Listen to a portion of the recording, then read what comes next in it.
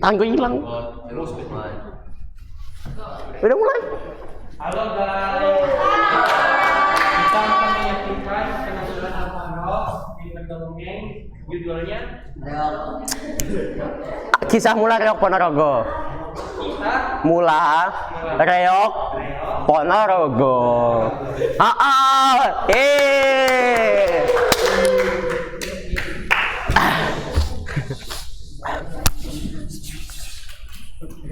Halo semuanya, perkenalkan nama saya Alvaro Widartono. Pada kesempatan kali ini saya akan menceritakan mengenai Reog Ponorogo. Betul-betulnya kisah mulanya Reog Ponorogo. Tapi sebelum itu, apakah kalian tahu apa itu Reog Ponorogo? Secara dasar, Reog Ponorogo itu cuma tarian yang berasal dari wilayah Ponorogo di Jawa Timur. Ya, walaupun bukan wilayah asal saya, tapi kurang lebih wilayahnya sama di Jawa Timur. Tanpa basa-basi, baik kita mulai saja ya.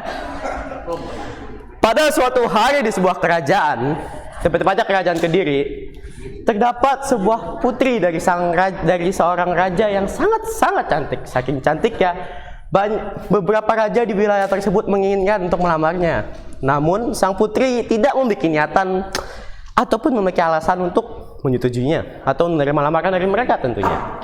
Hal ini membuat sang raja agak sedikit khawatir tentunya. Takutnya tindakan sang putri ini dapat menyebabkan peperangan di wilayah kerajaannya. Hingga tanpa basa-basi pun akhirnya sang raja memberikan sebuah saran dan memberikan ucapan atau keinginannya terhadap putrinya, dan dia pun berkata untuk putriku, jikalau bisa kamu segeralah menikah, dikarenakan tindakan kamu dapat memicu peperangan yang tidak penting. Jadi segera, putusannya mohon segera.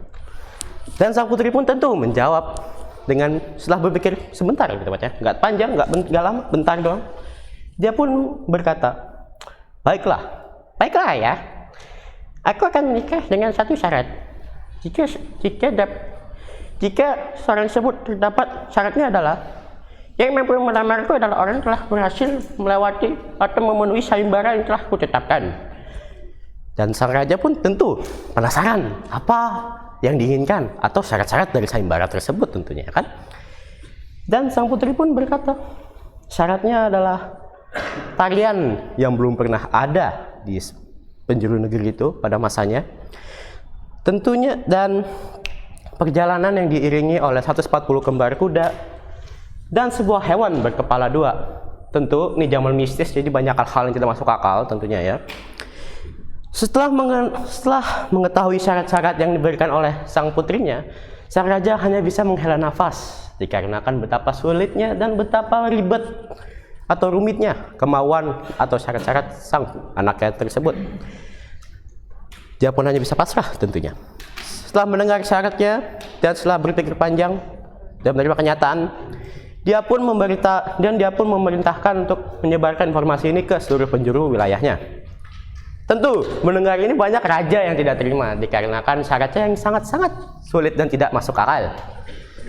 Dan tentunya dari sekian raja yang ingin melamarnya hanya tersisa dua, Raja Kelana dan Raja Singabarong. Tentu dari nama kita udah kelihatan nih siapa yang bakal jadi antagonis ya kan. Dari sisa dua raja ini, masing-masing sudah memiliki strategi tersendiri untuk cara meluluhkan hati sang putri. Namun tanpa sangka-sangka betapa liciknya cara yang akan dilakukan dari salah satu raja ini. Hari pun tiba dan Raja Kelana pun berangkat dari kerajaannya menuju kerajaan Kediri.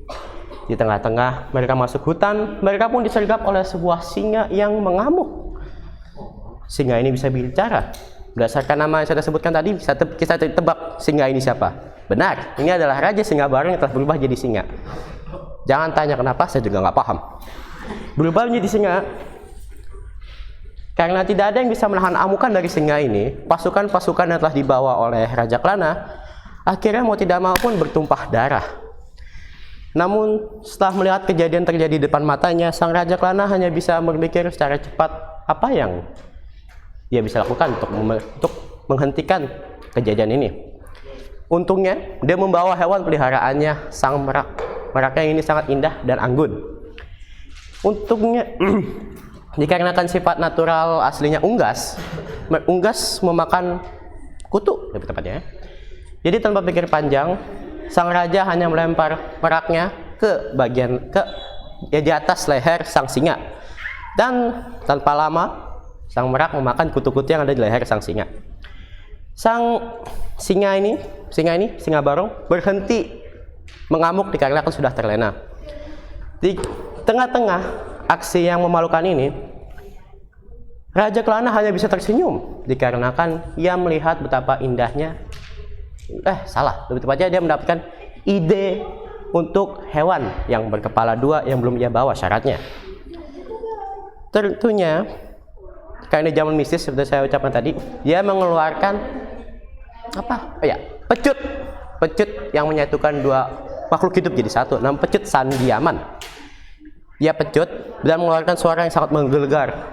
Saking menggelegarnya, sang singa tidak bisa melakukan apa-apa dan tidak bisa kembali ke wujud manusianya. Tanpa waktu lama kemudian, sang merak pun dan sang singa menjadi satu. Setelah itu, para prajurit dan para saksi hanya bisa terdiam, terpesona. Dan raja pun melanjutkan perjalanannya ke kerajaan Kediri. Dan tentunya Dewi Sanggalangit pun kagum dan terpesona atas usaha yang telah dilakukan Raja Kelana, dan Raja Kelana pun melamarnya dan Dewi Sanggalangit pun menerimanya. Sekian dari saya. Wassalamualaikum warahmatullahi wabarakatuh.